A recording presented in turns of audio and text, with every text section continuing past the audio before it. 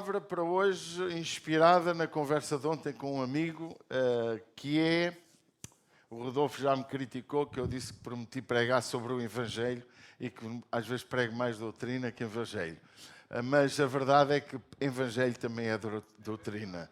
E não se dissocia. O próprio Senhor Jesus, no seu Evangelho, naquilo que está revelado pelo que ele pregou e ensinou, tinha muita doutrina e às vezes umas palavras duras também, ao ponto dos próprios discípulos se afastarem dele. O texto que hoje tenho para vocês e para mim, quero-vos dizer que me tocou na conversa porque fez flash. Estávamos a falar sobre uma área do cristianismo que é realmente a nossa fidelidade. Ser fiel até à morte. Quando abrimos Apocalipse 2:10, eu ia pedir que vocês abrissem. Desde já avanço que brevemente às sextas-feiras vamos dar as 7 igrejas do Apocalipse. Se alguém quiser, venha, não perca. É como um pequeno curso. Vamos dar as 7 igrejas do Apocalipse às sextas-feiras. Não sei se vou começar esta que vem, se outra, mas vamos dar o ensino. O que é que estas 7 igrejas têm para nós hoje? E eu quero-vos dizer que, surpreendentemente para alguns, tem tudo a ver. Tudo. É absurdo como o que aconteceu nas 7 igrejas há 2000 anos atrás continua a acontecer nos nossos dias. Então eu pedi agora, num momento de respeito pela palavra, ficarmos de pé. Podíamos ler, vamos ler até a partir do versículo, vamos ler do 8 ao 11, também são poucos textos, poucos versos, vamos ler do 8 ao 11, que diz: E ao anjo da igreja que está em Esmirna, escreve isto, diz o primeiro e o último, que foi morto e reviveu. Eu sei as tuas obras e tribulação e pobreza, mas tu és rico. E a blasfémia dos que se dizem judeus e não o são, mas são da sinagoga de Satanás. Nada temas das coisas que há de padecer. Eis que o diabo lançará algum de vós na prisão, para que sejais tentados, e tereis uma tribulação de 10 dias. Olha o que diz o texto.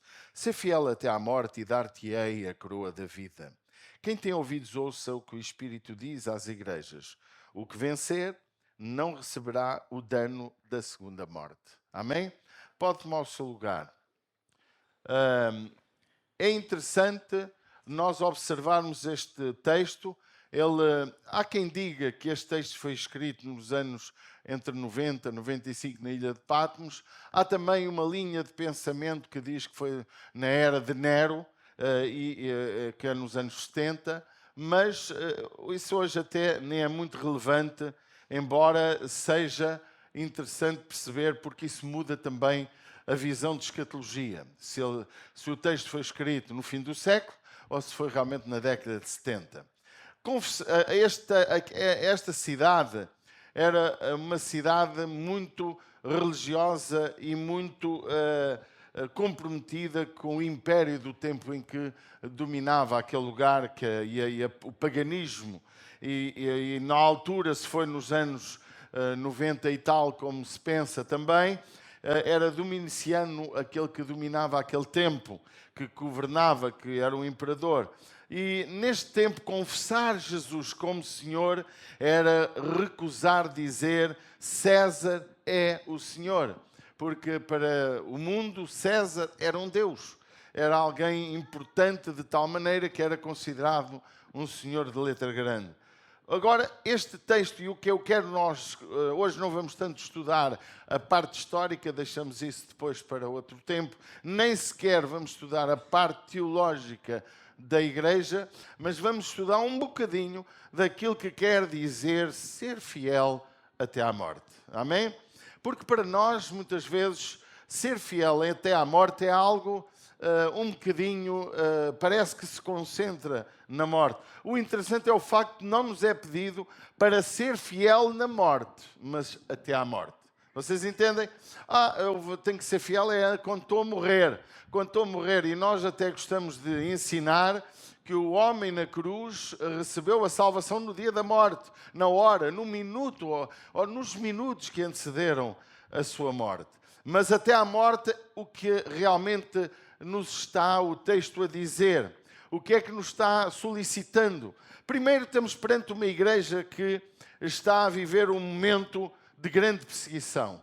Se foi no tempo de Nero, era uma perseguição tão dura que todos sabemos que Israel, o povo judeu, que na altura que vivia em Jerusalém, todos ficaram dispersos, saíram da sua nação, correram por todo lado. Foi algo horrível, a morte de milhões, de milhares, que durou até, olha, a última grande crise da Segunda Guerra Mundial, onde milhões de judeus morreram, foram assassinados. E, enfim, e continuamos a viver dilemas com os judeus, não é? No entanto, Israel, agora mais falado, os israelitas. No entanto, irmãos, nós precisamos de compreender que esta cidade ou esta igreja era uma igreja que estava a viver dilemas difíceis, nomeadamente tinha fama de miserável, no sentido financeiro. Era pobre financeiramente. Era uma igreja que estava a ser também atacada por heresias, por falsos judeus, que não eram judeus messiânicos. Estava a ser atacada por linhas de pensamento absolutamente difíceis e era uma cidade muito religiosa do paganismo. E o que nós entendemos, para começarmos a compreender o texto, é que esta era também uma igreja fiel. Amém? O seu percurso era um percurso de grandes tribulações. Olha o versículo 9. Eu sei as tuas obras, a tribulação e pobreza. Ou seja, a igreja era pobre. A igreja não tinha muitos recursos. A igreja era vista como uma igreja fraca. Mas olha o que Deus diz. Mas tu és rico. Quem fala diz à igreja, ao pastor daquela igreja, tu és rico. E a tribulação e a pobreza e também as blasfêmias dos que se dizem. Era uma igreja em que se blasfemava contra a liderança, contra o povo fiel. Então, o contexto do texto não tem a ver com uma exortação para ser fiel, porque era fiel. Vocês entendem o que eu estou a falar? Mas tem a ver com um sentimento. O sentimento de que vocês são fiéis, vocês estão no caminho certo, mas vocês não podem desistir. Porque o percurso não é um período da vossa vida. O percurso é ser fiel até à morte. Alguém está a entender o que eu quero dizer? Porque às vezes nós cansamos-nos de fazer o que é certo. Às vezes chegamos a um determinado momento da nossa vida que, devido à blasfémia, devido às perseguições, devido à escassez muitas vezes de comida, de situação de honra, de escassez de muitas coisas podemos aqui atribuir, pode nos levar à perda da nossa própria fidelidade. E Deus, ao dizer, diz, ainda avisa, cuidado, porque vocês, alguns vão parar à prisão. Podemos ter aqui alguma linguagem metafórica ou até literal. No entanto, uma coisa sabemos, havia perseguição até à morte. Todos sabemos a história do primeiro século, em especial até ao terceiro, que houve grandes mártires da história do cristianismo. Vocês até, eu quando fiz universidade, participei num trabalho que hoje deu lugar a um livro sobre as perseguições da igreja, os mártires. Eu fiz um trabalho que faz parte de um livro que não é meu, é do professor Paulo Mendes Pinto, através da Universidade de Lusófona. O que é que nós podemos, irmãos, a ver o que é que significa ser fiel até à morte? O que é que isto nos pede? Deus quer mais do que nosso arrependimento, mais do que um momento de reconhecimento. Ele quer a tua vida de fidelidade. O cristianismo não é um início de um processo de reconhecimento de quem é Jesus. E depois vivemos como queremos, andamos como desejamos, fazemos o que nos apetece. Não. Deus quer mais do que o nosso próprio arrependimento. Lógico que o arrependimento é o início, fidelidade é a permanência. E quando Deus diz à igreja ser fiel até à morte, Ele não diz isso a mais igreja nenhuma. Não aparece esta afirmação em mais lugar nenhum. Porque esta igreja estava saturada de sofrer. saturada de perseguição. E ainda se tinha que preparar para algo muito pior que viria depois. E o anjo que diz isto, ele diz: esta é uma verdade, não podes desfalecer, tens que ser fiel, venha o que vier. E isto é algo incrível.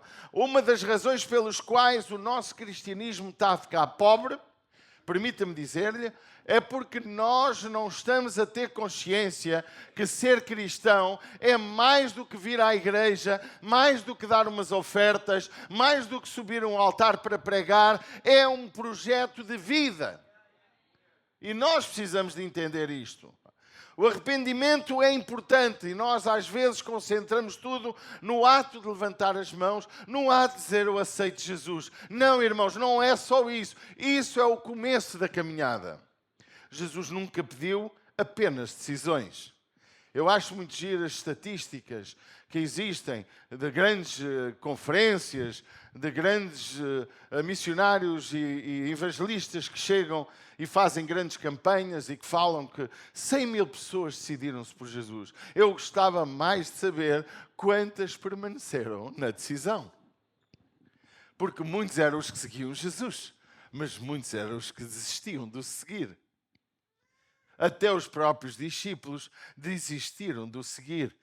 Vemos que durante um período, tantos saíram, no capítulo 6 do Evangelho de João, encontramos isso. Jesus nunca pediu apenas decisão. Ele pediu algo muito mais. Ele disse que para nós fazermos discípulos.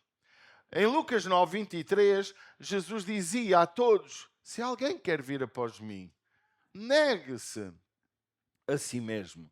Tome cada dia a sua cruz e siga-me. É um processo. Não é um momento emocional.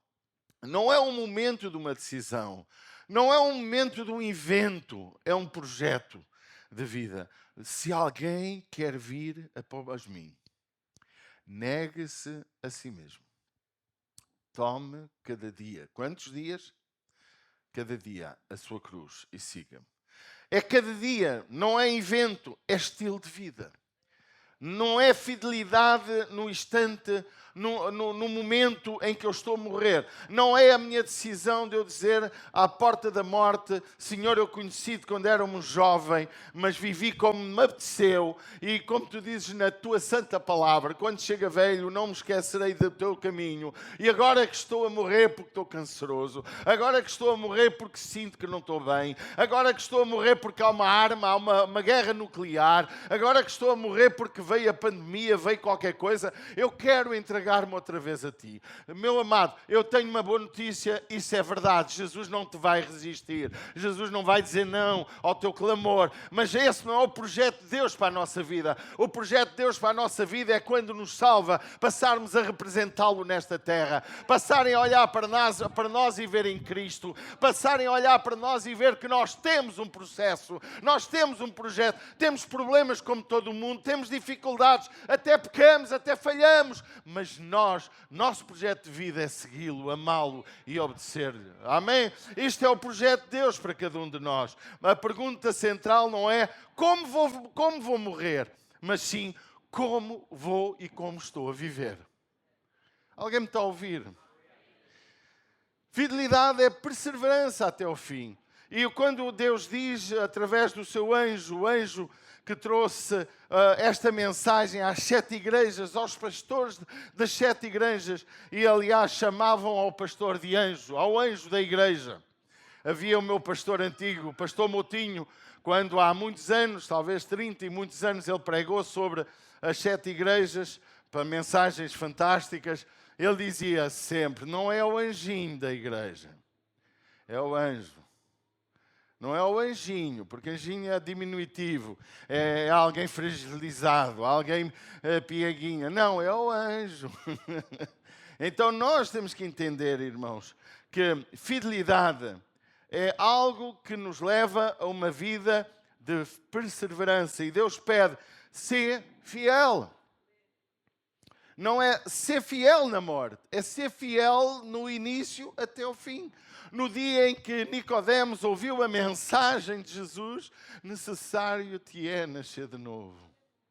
É o grande apelo nesta manhã para todos nós. Se alguém não conhece Jesus, entregue sua vida a Jesus. Vai um projeto de vida fantástico. Nós somos a geração que vive contra a maré, sem fazer guerra com ninguém.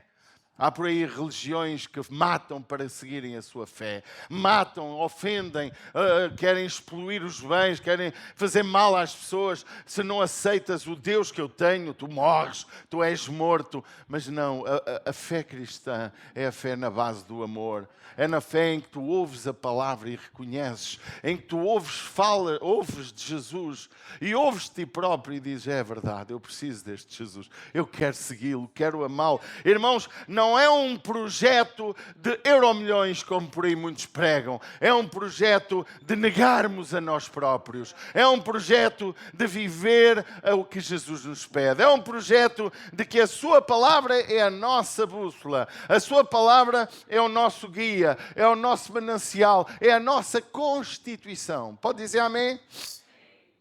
E contra a Constituição não podemos ir. Um país tem uma Constituição e todas as leis dela, todas as leis que se geram no país não podem ser anticonstitucionais. Assim é a igreja. Podemos adaptar muitas coisas, podemos criar ambientes, ter luz assim, luz assado, podemos ter um louvor mais assim, podemos ter danças bonitas, podemos fazer teatros, podemos fazer o que quisermos, mas a Constituição tem que lá estar sempre. Não podemos ir contra. Haverá pontos difíceis de entender, sem dúvida nenhuma. Haverá pontos que alguns não conseguem compreender, mas é uma palavra de ordem. Se já és, deixa-me dizer, se já dás fruto, a ordem é permanece. Amém? Ah, pastor, cansei. Alguns dizem, pastor, cansei. Novos na fé dizem, eu comecei esta caminhada, mas não sabia que havia tantos contornos. É verdade. Eu, quando aprendi a conduzir, não sabia que havia tantas regras, tantos sinais de perigo, sinais de proibido, sinais de obrigação, sinais que se não são cumpridos. E regras, não é só sinais. As regras, a Constituição da condução, não é? As regras de poder andar na estrada de forma civilizada, sem matar pessoas e sem entrar em excesso de velocidade. Há um querido irmão que esteve no Brasil, eu não vou dizer o nome porque ninguém sabe quem é, que apanhou 13 multas, não foi? De trânsito no Brasil. Assim, há dias que esteve lá, e eu digo assim, sério, no Brasil é assim tão rigoroso? Uns lados eu ia a 40, tinha que ir a 40 e a 45. Isso é pior que em Portugal. Estão a ver, quem diria? Quem diria? Também quando estive em Berlim, na Alemanha, eu e os nossos filhos, também apareceu-nos uma multa que o pastor Paulo ia a conduzir. E pronto, é aquela. Vocês sabem como é, não é? Pronto, é as consequências. Será que não há consequências no reino de Deus só porque Deus é amor? Deus tem a sua palavra. A palavra dele é para nós compreendermos. Deus não é um Deus tirano, Deus não é um Deus severo, Deus não é aquele Deus que, se vocês forem ver na igreja a seguir, Deus diz, eu dei-lhes um tempo para que se arrependessem. Deus não é um Deus que castiga logo. Deus dá tempo para nos arrependermos e tomarmos rumo na nossa vida. A fidelidade, a perseverança da nossa vida tem que ser até ao fim. Jesus já tinha ensinado em Mateus 24:13, lá antes, talvez ou 30 anos antes, ou 60 anos antes, ele tinha dito, mas aquele que perseverar até ao fim será salvo. Até significa que há um processo, há um caminho, há um trajeto. Amém? Fidelidade não é começar bem, é terminar firme. Cristo não elogia começos fortes. Ele afirma a necessidade de permanecermos de forma contínua. Pastor, eu comecei tão bem nos caminhos do Senhor. Eu já ouvi irmãos, tal como eu às vezes falo do meu próprio testemunho, irmãos que disseram assim, há 20 anos atrás, Deus me usou de forma grandiosa. E depois apetece-me perguntar, e agora não usa porquê? Deus enfraqueceu? Deus perdeu a força? Deus já... O que é que se passa? Também há uma igreja a quem Deus diz, tenho contra ti que perdeste o teu primeiro amor. E convida a arrepender-se. Amados, esta igreja era uma igreja fiel, era uma igreja boa, era uma igreja rica, rica em fidelidade, rica no ponto de vista de Deus, não no ponto de vista humano. Ela era rica, não era no ponto de vista da sociedade. As colunas sociais daquele tempo olhavam para os miseráveis cristãos como alguém que muitas vezes perdia os bens, como alguém que não se conseguia fazer negócios porque eles eram íntegros, eles não cometiam coisas erradas. Porque a fidelidade precisa de ser algo perseverante. Paulo confirma uma coisa interessante em 2 Timóteo 4, 7 a 8, algo que nos leva a compreender a trajetória da nossa ser fiel até à morte. Diga comigo, eu preciso. Podem dizer comigo, eu preciso de entender que não é na morte que eu tenho que estar fiel. É a trajetória desde o início, quando me tornei um com Cristo, quando eu recebi Jesus, quando eu nasci de novo, quando eu era jovem. Se eu por alguma razão me afastei, não está tudo perdido, porque enquanto respiramos, ainda temos oportunidade de salvação. Mas o projeto de Deus não é ser salvo na morte, é seres um exemplo na vida. É mostrares Cristo através de ti. É as pessoas olharem para ti e verem o amor de Deus. Olharem para ti e ver uma pessoa que muitas vezes pode cometer os seus erros, mas que nele está Cristo. Porque o único perfeito que passou pela terra não foste tu, não fui eu, foi Jesus. Mas Paulo dizia, no capítulo 4 de 2 Timóteo 7, ele dizia, combati o bom combate. Isto é, está a falar da trajetória. Acabei a carreira. Mas fez o mais importante nisto tudo, guardei a fé. Há bocado alguém falou, foi a Nadir, exato. Que palavra bonita sobre a oferta, sobre a arca. A arca, irmãos, era o símbolo da presença de Deus. E aquele homem que entendeu o poder de guardar, de respeitar, fez com que ele prosperasse na sua vida e com que ele não quisesse mais perder o contacto, não físico, mas a presença. Assim é a nossa vida. Nós temos que aguardar a fé. Aguardar a fé é aguardar Cristo, que é o autor e o consumador da nossa fé. E nós temos que entender que não podemos perder a fé. Que muitos perdem, muitos enfraquecem. Fidelidade, irmãos, é guardar a fé até ao último dia. Ao contrário do que muitos vivem, guardam a fé como uma lembrança, não vivendo uma fé ou uma vida de fé, mas petiscando sobre fé momentos de vida de fé. Eu gosto da palavra petiscando. Quem é que sabe o que é petisco? Os irmãos do Brasil entendem a palavra, entendem? Há pessoas que petiscam a fé. Ao domingo petiscam um bocadinho de fé.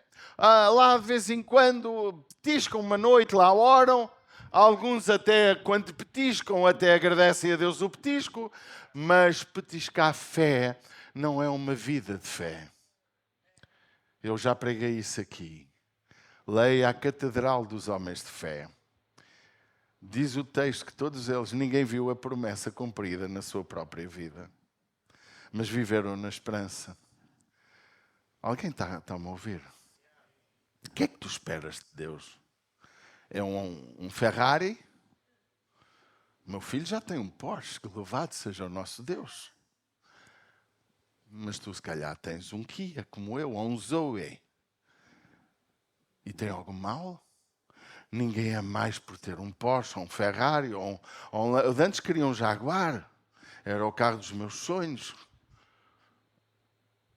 Mas isso não altera nada. Deus não me vê melhor, com melhor cara. Deus vê a tua fidelidade, o amor que está no teu coração, a maneira como tu decides por causa dele. Não é decides por tua causa, é decides por causa dele.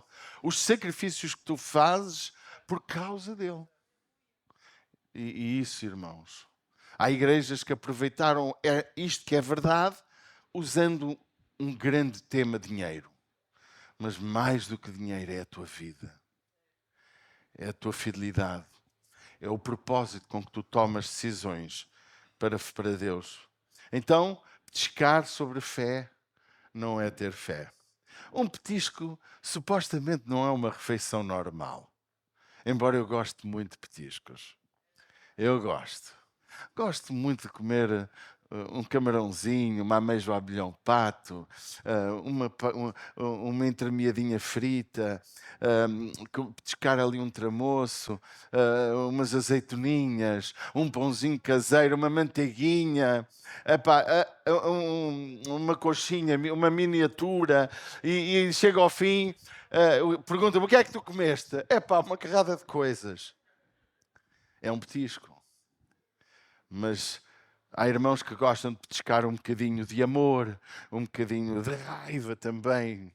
Agora, hoje vou fazer um petisco onde vamos comer raiva, amor, vamos também petiscar sobre a guerra, vamos petiscar lá uma coisinha sobre satanismo, sobre não sei o quê, e depois a gente pergunta: mas afinal, quem é que te alimenta?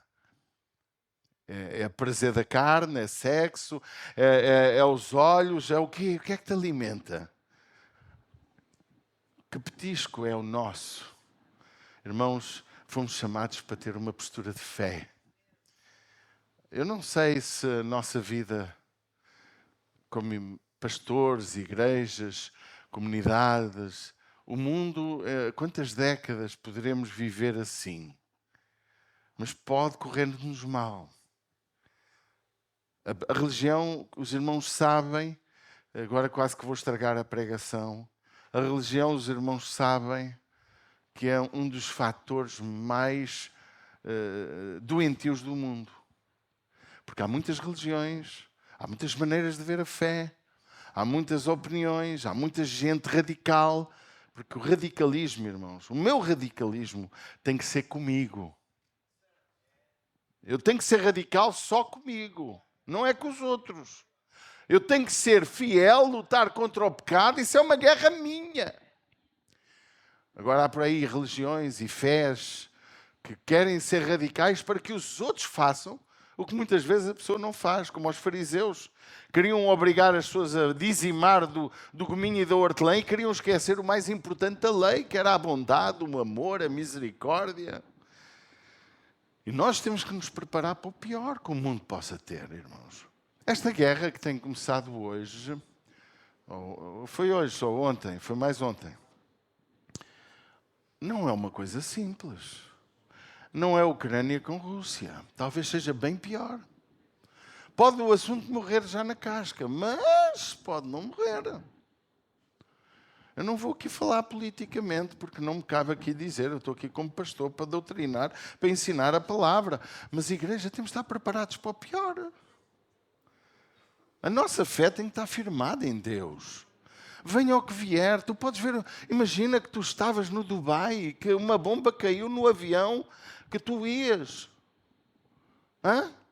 Podia ou não podia acontecer? Estarmos lá de férias, a curtir uma boa, e de repente ficas lá preso, alguém te apanha, alguém te aprisiona. Irmãos, estamos sujeitos a grandes problemas. Mas como é que fica a nossa fé? É por isso que a nossa fé não é de petiscos.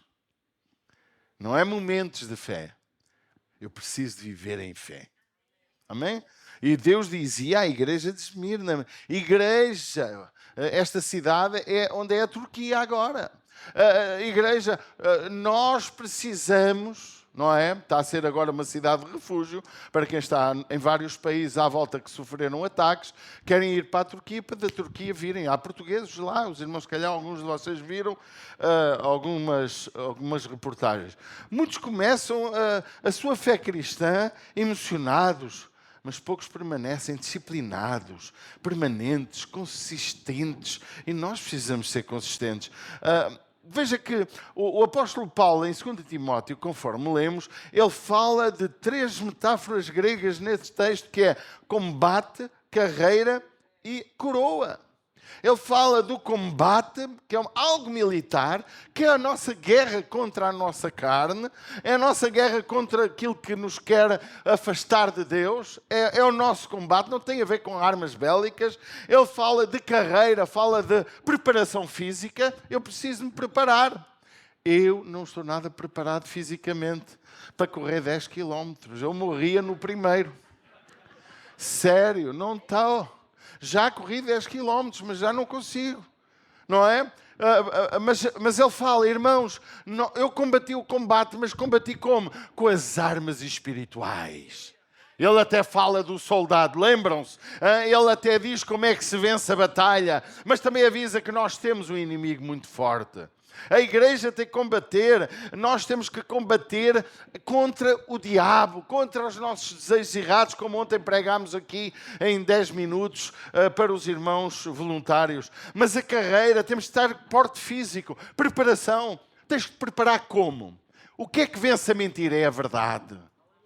Conhecereis a verdade e a verdade vos libertará. A igreja tem que compreender que nós temos, irmãos, para ser alimentado por tudo e todos, comece a estudar a palavra a sério. Amém? Não é que estudar para criticar ou para dizer que o outro sabe mais que o outro. Comece a alimentar-se.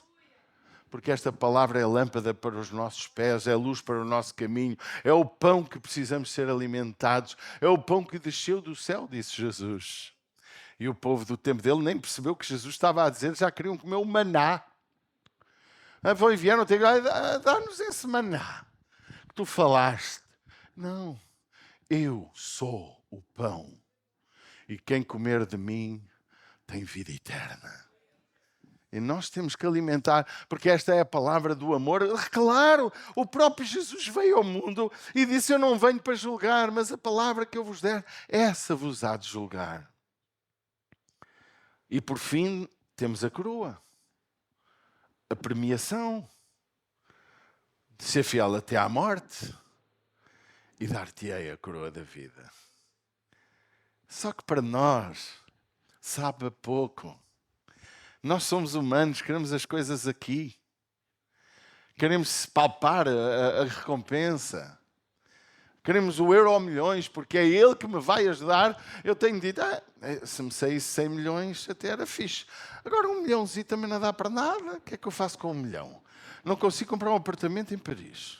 Não consigo comprar um apartamento no Dubai. Tem que ser uma coisa rico, não é? Um 100 milhões, ainda vai que não vai. Porque a gente só quer o que é terreno. Tu ainda não percebeste que a tua história de vida vai gerar uma coroa eterna.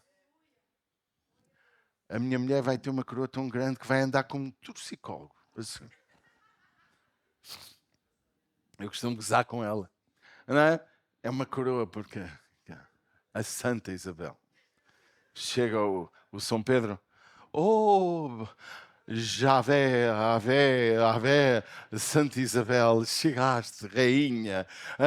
Aturaste um homem tão delicioso. Tão maravilhoso, anda cá, minha rainha. Tu hoje, olha, não vais mais. Vamos separar a Maria do trono e vamos te pôr a ti. É, minha Santa Isabel. Porque irmãos, é a coroa. Ajuntai tesouros onde a traça e a ferrugem não consomem, onde o ladrão não rouba. Porque é aí que. Só que o problema é que aquilo que nós fazemos na terra, procuramos que os homens nos honrem. E o problema é que se tu recebes honras demais, perdes a honra da eternidade. Porque a Bíblia diz que quem busca a honra não a merece. Fidelidade sobre provação revela quem somos. A igreja de Esmirna era pobre, mas era fiel. Eu sei as tuas obras, e tribulação, e pobreza, mas tu és rico. Eu gosto disto. Ei, que coisa. Ei, nem vou falar o que penso. Tiago 1,12 diz: bem-aventurado o homem que sofre a tentação, porque quando for provado, receberá a coroa da vida. Vejam, sofre a tentação. Significa que não caiu nela. A prova, ouçam, esta frase não é minha, alguém escreveu e disse: a prova não cria fidelidade, ela revela fidelidade. São coisas diferentes. Eu agora, quando tiver que ser fiel, vou ser fiel. Não. Quando tiver uma tribulação, vou-me tornar fiel. Não. A tribulação não gera fidelidade. O que gera fidelidade é a tua vida em fidelidade. A fé é algo que se guarda até ao fim. Nos primeiros séculos, o termo mártir, como nós podíamos ver, eu gosto muito do tema dos mártires, porque há testemunhos magníficos.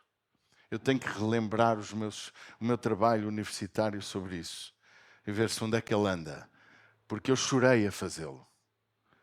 Homens que, quando estavam a ser mortos, eles diziam: Pai, perdoa. Não foi só Jesus que disse isso na cruz. Temos um relato de Estevão, mas a história fala de tantos mártires, de gente que morreu, gente que deu a vida. E eu gosto muito de Policarpo, porque é do último. Ele apanhou ali ainda o João, que foi o pai espiritual dele. Eu tenho a patrística, agora até saíram novos volumes, tenho que os comprar. E que é a história dos pais da igreja, do primeiro século, do segundo, vai ali até ao terceiro. Mas o Policarpo, ele foi um homem que morreu no segundo século. Ele nasceu no ano 69, morreu em 150 ou 55. E ele, quando estava, meus irmãos, a ser queimado vivo em Esmirna por se recusar a negar Cristo, ele dizia esta frase: há 86 anos o sirvo e nunca me fez mal. Como posso blasfemar contra o meu Rei? Isto aqui é um projeto de vida, irmãos. Ser fiel até à morte. Haja o que houver, aconteça o que acontecer. Foi queimado vivo. Foi gozado por aqueles que o viram. Isto é fidelidade. Fidelidade não era um conceito. Conceito de fidelidade, como agora gostamos de falar, entre os eruditos nos areópagos modernos, que são as universidades, e em colóquios, em coisas que se vêem hoje muito. Fidelidade não era um conceito. Fidelidade era um preço. Alguém me está a ouvir? Era um preço. Ser cristão podia significar perder negócios. Ser cristão podia significar ser denunciados. Quem viveu em Portugal, agora não temos praticamente ninguém aqui que se lembre muito disso, talvez ali 2 ou 3 irmãos mais velhos, a PIDE. Quem se lembra da PIDE? Alguém se lembra da PIDE? Ou passou? A PIDE era uma polícia que procurava ver quem é que saía dos conceitos da ditadura. E por ali, do Estado Novo, e por ali, eram presos políticos, eram presos por muita... Olha, a minha mãe esteve quase presa, mas ela era tão bocuda. Bocuda quer dizer, falava tanto, que dizia: eu nunca tive medo da PIDE. Os meus filhos sabem disso. Nunca tive medo da PIDE. Eu dizia o que queria. A minha mãe era assim, abrutalhada. Ainda é, agora, coitadinha, com quase 90 anos, já não é tanto. Mas... ser cristão naquele tempo era ser preso, era ser denunciado. Era algo horrível, irmão. E Deus diz a esta igreja que era fiel, perseguida, Deus diz: não desanimes na tua luta. E eu quase não tenho pregação para nós, porque todos nós temos a pança cheia, roupinha bonita, cheirosinhos. Hoje pus Boss, outras vezes ponho outra marca. Hoje é Boss. Andamos aqui bonitinhos, com sapatos de 20 euros, ou de 10, não é? E andamos aqui todos lindos, cheirosinhos, a dar para a gente se abraçar, que não cheiramos mal. Naquele tempo nem água, tinham que lavavam-se a gato. Era uma igreja perseguida, provavelmente com pouca comida. A gente hoje sofre doenças porque come demais, que é o meu caso. Não é demais, é mal. Eu não como demais, eu como mal, como errado. Mas pronto, também não me salva saber a verdade, salvava-me mais vivê-la. Mas é aplicável. Ser cristão significava ser preso. Fidelidade exige obediência diária. Em Lucas 9, 23, se alguém quer vir após mim, negue-se a si mesmo. Tome cada dia a sua cruz e siga-me. Já lemos. O Senhor Jesus em João 14, 15, ele declarou: se me amardes, guardareis os meus mandamentos. Fidelidade não era apenas resistir ao sofrimento, era obedecer diariamente. A aprovação não destrói, não destrói o fiel, ela revela o fiel. Quero que eu repita.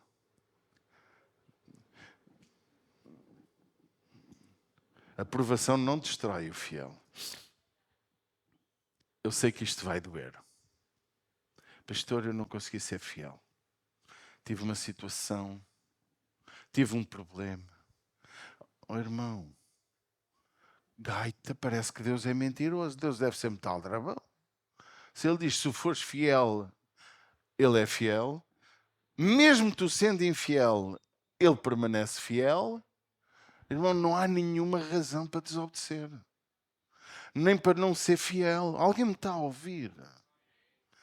Quando tu falhas pela perseguição, pela tribulação, pela adversidade, só revela que tu não és fiel. Eu tenho uma máxima que não é minha. Traidor quase não se converte. Dito por alguns colegas. Quem trai uma vez, trai duas ou três, se não houver um genuíno arrependimento. O diabo foi traidor. Foi ou não foi? E ele ainda não se arrependeu. Irmãos, fidelidade não nos leva a trair o Senhor. Alguém se lembra da pregação que eu dei aqui há muito tempo atrás sobre a igreja adúltera? É quando nós trocamos o Senhor por outras coisas.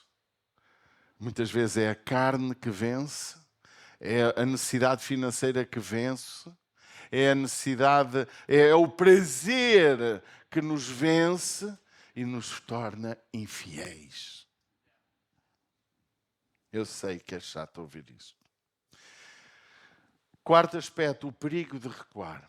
A Escritura também adverte em Hebreus 10, 36 a 39, e eu vou ler Hebreus 10, 36 a 39, porque necessitais de paciência, para que depois de haver desfeito a vontade de Deus, olha o que o texto fala, possais alcançar a promessa, mas é necessário paciência. Olha o que diz, vou repetir. Porque necessitais de paciência, ali diz perseverança, para que depois de haver desfeito a vontade de Deus, possais alcançar a promessa. Porque ainda um pouquinho de tempo e o que há de vir, virá e não tardará. Mas o justo viverá da fé. Mas se ele recuar, a minha alma não tem prazer nele.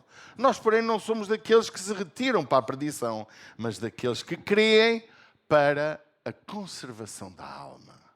Alguém concorda com a palavra do Senhor? Há dois caminhos na nossa vida. O caminho da perseverança e o caminho de recuar. Recuar, recuar, recuar. Uma das características de alguém que recua facilmente é aquela pessoa que não consegue ser consistente em nenhum dos seus projetos. Começa uma empresa, só porque nasce o primeiro problema desiste. Começa a namorar aquela jovem, só porque viu um defeito nela, nem perguntou ao Senhor, também desiste logo. Aquela pessoa que qualquer coisa que começa, ou num estudo, num curso, numa situação, olha, vir à igreja, por exemplo, ser fiel, ou até fazer um curso bíblico, começa e não acaba. Há pessoas que não conseguem ser perseverantes.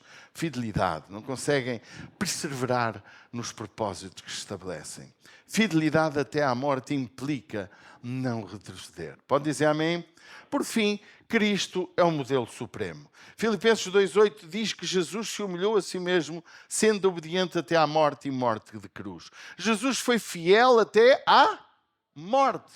Essa é a nossa meta, o nosso padrão. Não somos chamados a refletir sobre fidelidade, somos chamados a viver fidelidade. Amém? A cruz não foi um acidente, foi um ato de obediência. Alguém me está a ouvir? Foi um ato de obediência. Ser fiel até à morte envolve perseverança real, envolve provações inevitáveis que vão vir à nossa vida, amor obediente. Eu amo em obediência, às vezes não amo porque me apetece amar. Tal como o perdão, eu não te perdoo porque sinto vontade, porque eu sinto vontade é de te matar. Não é? Mas eu quero te perdoar em nome de Jesus, porque Jesus me disse que eu tenho que perdoar, porque se eu não perdoo, também não sou perdoado. Amém? Esperança é algo que não pode sair do nosso coração. Por isso, meus amados, há uma recompensa futura, quero eu dizer-vos, promessa de coroa da vida. Oh, irmão, eu já estou a ficar velhote, não tarda. Já estou assim, ontem andei todo... Ai, ainda me dói. Andei aflito o dia todo, desde as 6 da manhã, ali a fazer massa, a ajudar o irmão Luís Carlos, que foi lá fazer uns trabalhinhos, não tive ajudante, então tive que eu fazer, não tinha o meu Luizinho, não tinha o meu Vitinho, vá, põe lá a tua areia na betoneira. Então fui eu. Mas, irmãos, tive que perseverar até acabar o serviço. Assim é a nossa vida. Há momentos que dói, há momentos que nos dá mais prazer que outros. Irmãos, Jesus teve momentos difíceis. Se há um momento difícil, irmãos, foi quando ele estava no jardim de Getsemane. Ele teve que pedir ao Pai, se é possível, passa de mim este cálice. Todavia não se faça a minha vontade, mas a tua. Há uma coroa.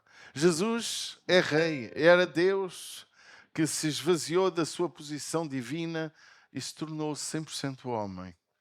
E ele tomou uma posição de homem ao ponto de se tornar um escravo, ao ponto de morrer a morte mais vergonhosa da história da humanidade, que era a morte de cruz.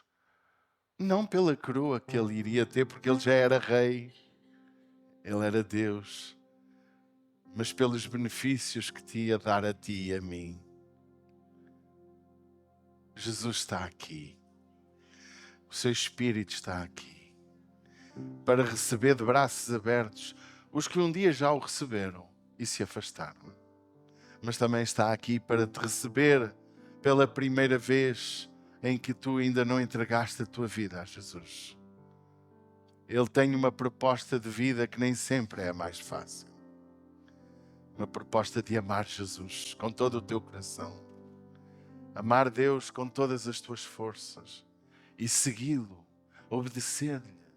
Podes ter a certeza que não haverá vida mais feliz do que esta.